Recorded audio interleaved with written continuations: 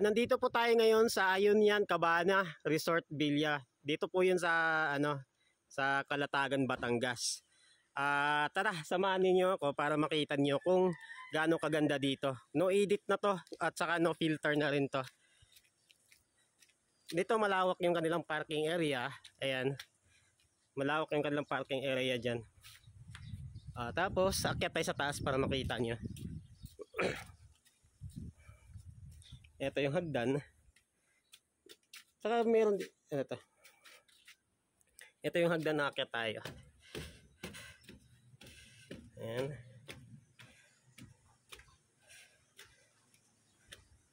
Tapos pag akyat nyo po dito po yung information nila. May nag-aabang po dito yung staff. Pero wala pong tao ngayon. Tapos, ito yung kanyang view. Pagpasok nyo sa loob. Look at that. Diba? Tapos mas maganda yung kuha nito pag drone shot. Tapos sa gabi maganda rin siya kasi pakulay-kulay. Ipakita ko dito sa video yung kulay para alam nyo. Tapos dito yung kwarto namin. Ngayon. 'Di ba napaka-relaxing dito? Tapos pasok tayo dito sa aming kwarto. At ngayon naman ay papakita ko sa inyo ang kwarto dito sa Ayunian Cabana dito sa Calatagan, Batangas. Tara, sama kayo at ipapakita ko sa inyo. Ito yung kanilang pinto at bukas mo dito ay nandito ang kanilang mga damit na lagayan at nandito rin ang kanilang lamisa. Ito yung bubungan sa inyo. Meron din silang refrigerator dito at meron din silang lamisa at TV. Meron din dito ang initan ng tubig at may tasa na rin. At saka ito yung pinakamaganda nilang kama. Kung makikita ninyo ay napaka-aesthetic at napaka-instagramable at meron din silang aircon. At tignan naman natin yung kanilang CR para makita ninyo. Tara, pasukin natin. Ito naman yung kanilang CR at maganda yung kanilang agos tubig. At saka automatic na rin yung kanilang flush dito kasi maganda yung kanilang bawal. Nandito din ang kanilang shower at nandito din ang kanilang mga sabon at saka mga towel nandito na rin. So, tara at ipapakita ko naman sa inyo kung ano ang nasa labas ng pintuan ng kwarto na ito. Tara. Buksan natin yung pinto. At ito yung bubungan sa inyo. Let's go. Okay na. Ganda. Ngayon ay pupuntahan natin doon sa kabila sa may restaurant para makita nyo rin.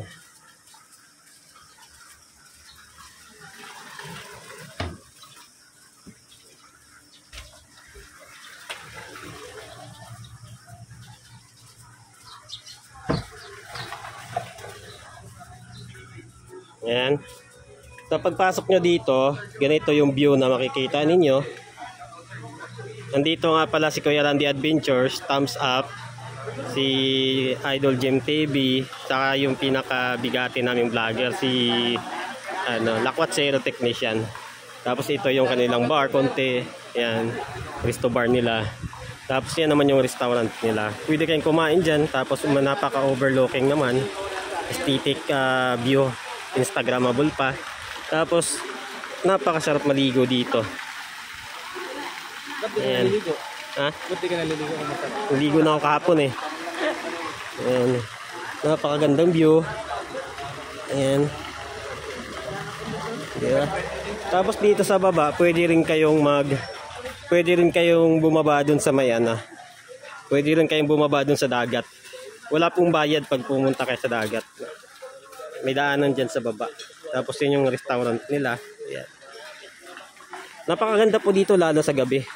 Tignan nyo tong drone shot ko sa gabi.